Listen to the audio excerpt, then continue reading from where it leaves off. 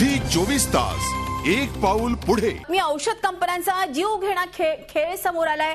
माणसांचा अक्षरशः guinea pig म्हणून वापर होत असून त्यात अनेक जण मृत्युमुखी पडत असल्याची माहिती समोर येते।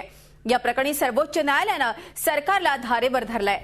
हा प्रकार असा सुरू राहिल्यास देशात हाहाकार माजेल अशा शब्दात सुप्रीम कोर्टाने केंद्र सरकारवर ताशेरे ओढले। या प्रकरणी स्वास्थ्य अधिकार मंच या संस्थेने याचिका दाखल केली आहे, त्यावर सुनावणी सुरू आहे। याच अनुषंगाने न्यायालयाने सरकारला खडे बोल सुनावलेत। बघूयात या याचिकेत नेमके काय मुद्दे आहेत।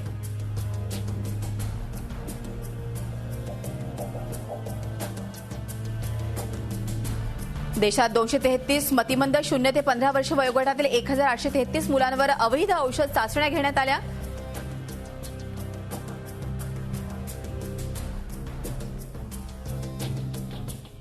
एकूणच औषध कंपन्यांचा जीवघेणा खेळ आपण बघतोय। 15 शासकीय डॉक्टर्स आणि 40 खासगी रुग्णालयातील डॉक्टर्सचा एकूणच या चाचण्यांमध्ये समावेश आहे। त्यांनी सहभाग घेतला चाचण्या घेताना।